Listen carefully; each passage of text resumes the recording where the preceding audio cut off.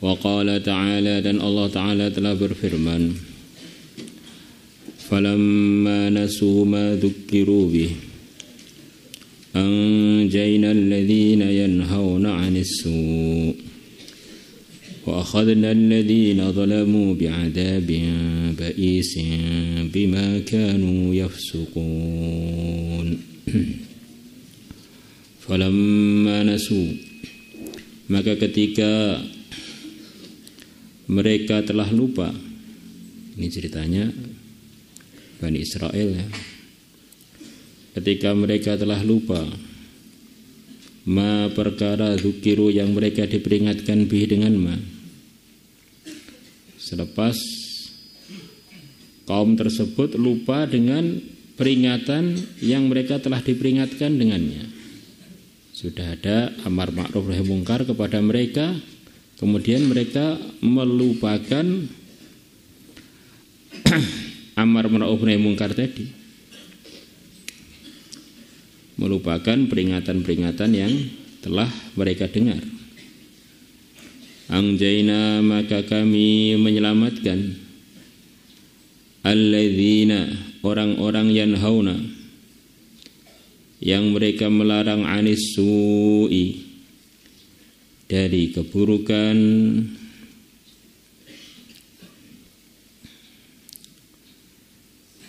Inilah diantara janji Allah kepada orang-orang yang mau amar ma'ruf nahi mungkar, yaitu ketika datang murka Allah, mereka akan diselamatkan dari siksaannya Allah.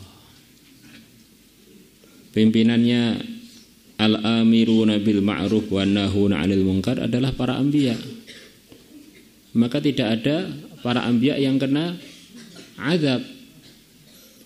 Selalu saja azab itu datang ketika para anbiya sudah pergi dari kaumnya. Selama para anbiya masih ada pada kaumnya, walaupun kaumnya enggak dengar, maka azab itu masih tertahan. Wa ma kana Allahu liyu'adzibahum wa anta fihim. Selama masih ada al-amru bil ma'ruf wan nahyu 'anil munkar, maka siksaan dari langit itu tertahan. Maka begitu Allah kehendaki orang-orang yang diperingatkan tadi lupa, terus datangi siksa, maka orang-orang yang amar ma'ruf nahi mungkar akan diselamatkan dari murkanya Allah.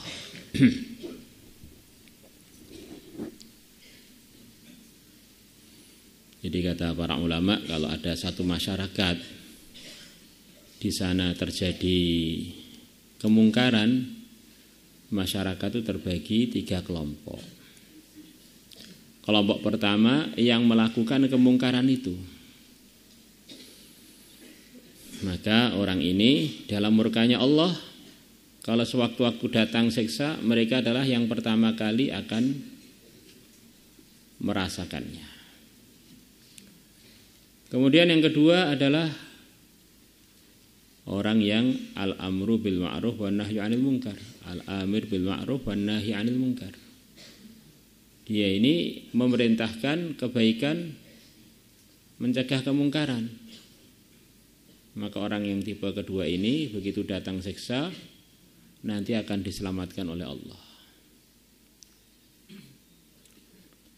Yang ketiga adalah orangnya ini tidak ikut dalam kemungkaran, tetapi tidak peduli dengan kepentingan amar ma'ruf nahi mungkar.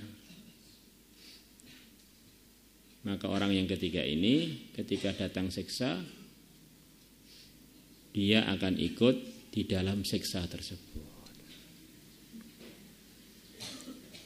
Dan nanti hisabnya yaumul qiyamah bagaimana? Ya tentu saja orang beriman dengan yang tidak beriman berbeda. Orang yang pelaku maksiat dengan yang tidak pelakunya langsung tentu saja berbeda, tetapi akan bareng-bareng kena siksa. Kurang lebihnya begitu itu. Maka kita ini jangan sampai membiarkan kemungkaran itu kita tidak ikut merisaukannya, tidak ikut usaha untuk menghentikannya. Tentu saja dengan cara yang bijaksana. Di antara contohnya bijaksana itu bagaimana? Di antara contohnya ada 2 kejadian kemungkaran di zaman Nabi. Kadang-kadang kita ini semangat untuk nahi mungkar, tetapi dengan cara yang tidak bijaksana. Tidak ada orang yang lebih bijaksana melebihi para anbiya. Di kalangan para anbiya yang tertinggi adalah Sayyidul Anbiya, Nabi kita, Nabi besar Muhammad sallallahu alaihi wasallam.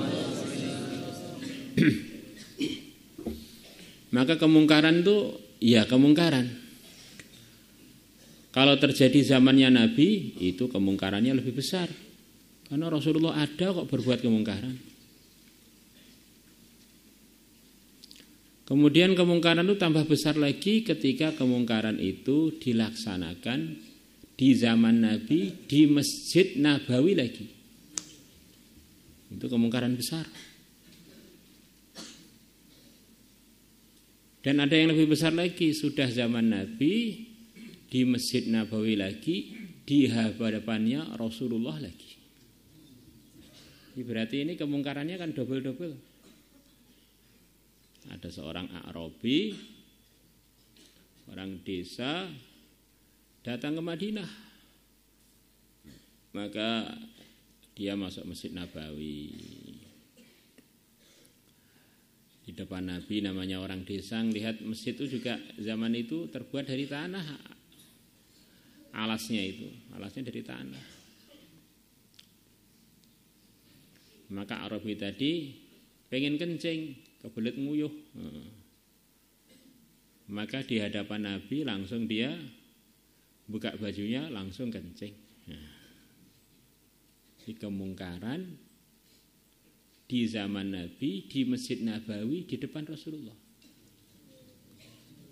sallallahu alaihi wasallam. Kemungkaran yang begitu serius di hadapan para sahabatnya Rasulullah lagi. Maka para sahabat begitu gemas, geram, pengen menghentikan A'rabi itu dari perbuatannya dan pengen menghentikannya dengan kasar. Langsung seketika mau diseret atau mau dipukul begitu. Maka Nabi mengatakan pada para sahabat kurang lebihnya, jangan kalian hentikan kencing dia. Orang kalau sedang kencing dihentikan bagaimana? Sudah keluar kemudian disuruh menutup kerannya, kira-kira gimana? Itu akan terjadi maldharat pada orang tersebut. Kemudian kalau tengah-tengah dihentikan biasanya juga nggak bisa mampet dengan tuntas, malah mecer-mecer kemana-mana nanti, akan nyiprat sana nyiprat. Biarkan sampai dia tuntas. Maka selepas A'rabi tuntas dari kencingnya, Nabi memerintahkan sahabat untuk ngambil 1 timba penuh air, suruh nyiramkan di tempat A'rabi kencing itu. Kemudian A'rabi tadi dipanggil oleh Nabi, diberi nasihat kurang lebihnya, wahai A'rabi, masjid ini tidak boleh untuk kencing, ini tempat untuk sholat, untuk baca tasbih, baca tahmid, tahlil.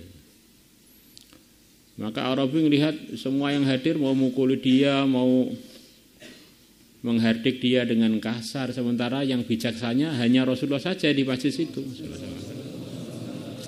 Maka A'rabi itu langsung angkat tangan doa, Allah marhamni wa Muhammada wa la tarham ma'ana ahada. Ya Allah, sayangilah aku dan Nabi Muhammad, yang lain jangan disayangi.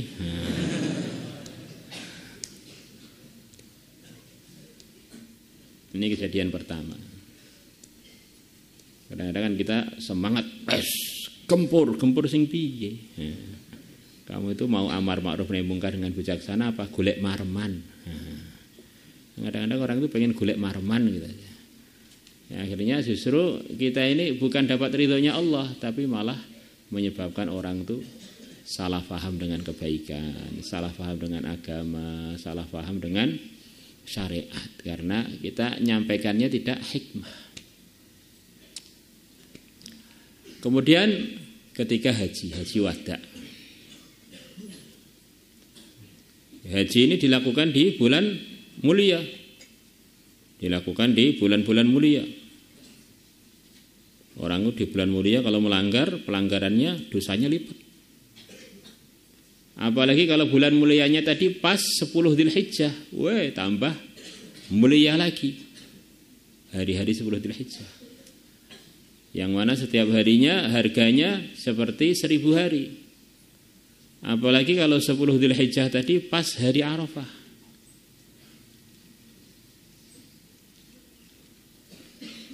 Apalagi kalau orangnya ikut dalam haji.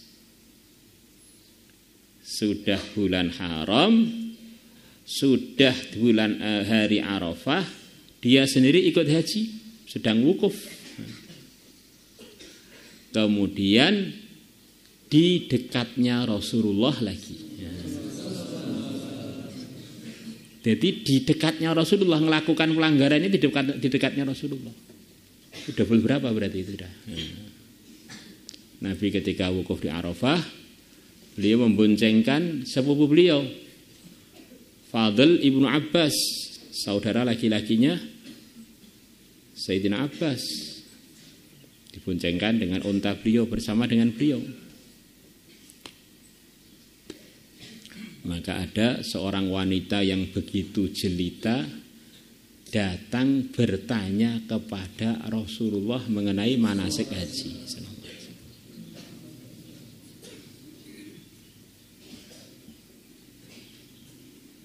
Maka Fadl tadi melihat wanita itu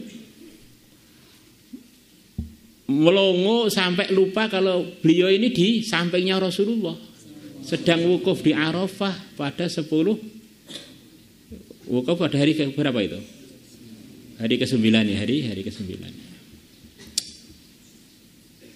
Maka melihat itu dan enggak berkedip-kedip.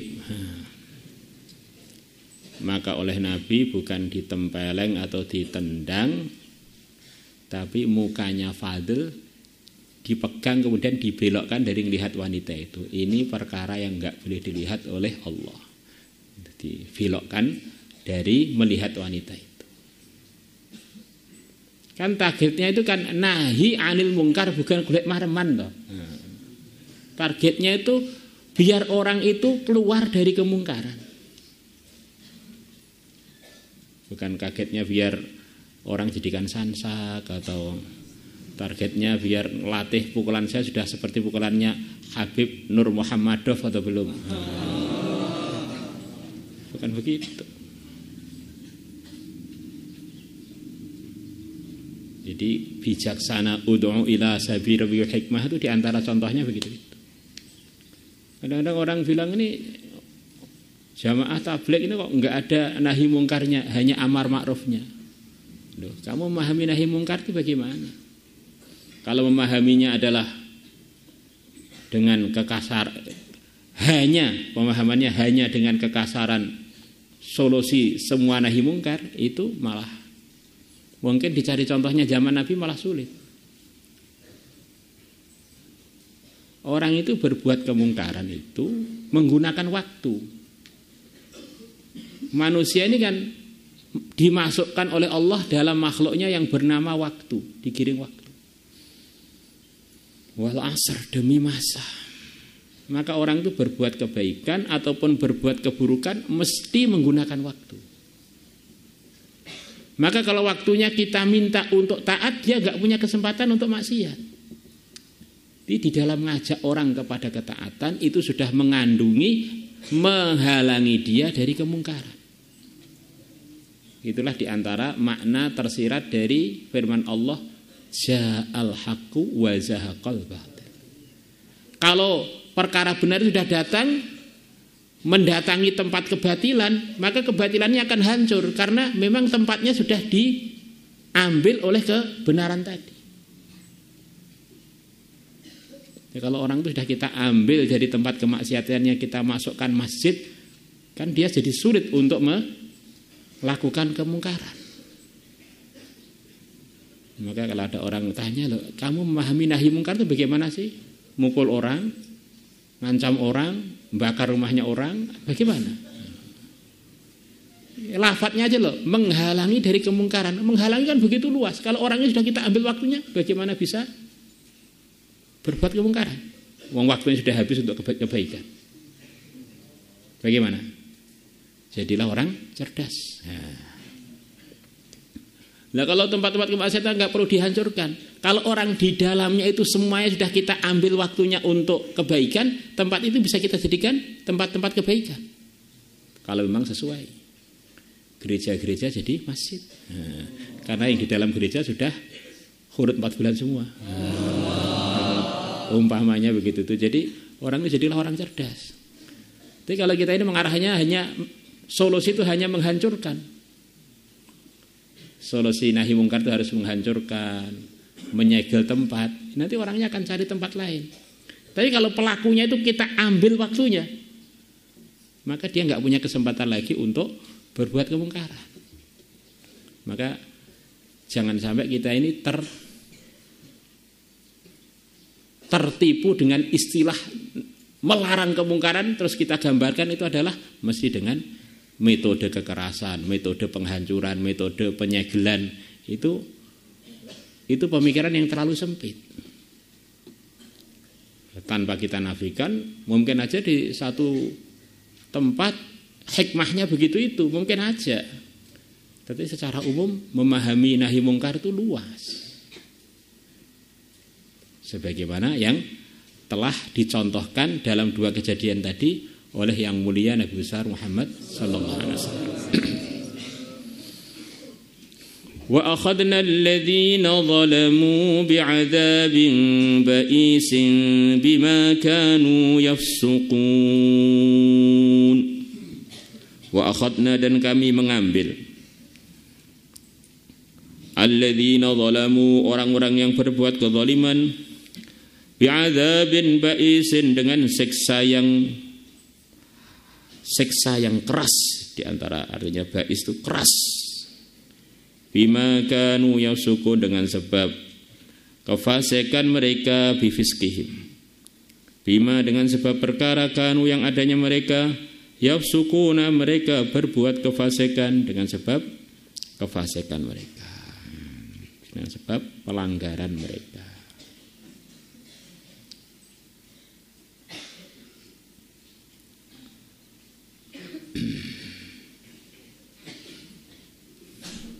Maulaya salli wa sallim daiman abada ala habibika khairil khalqi kullihim.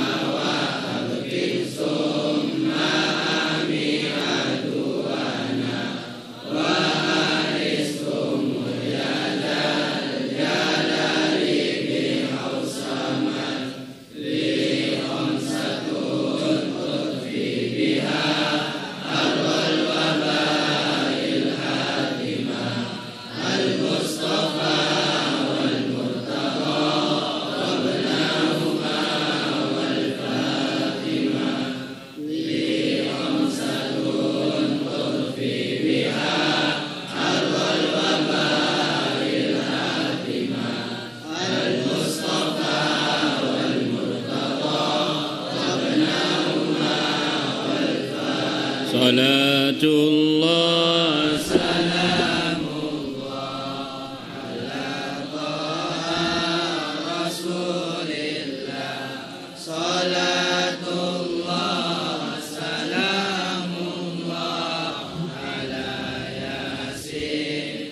Amin.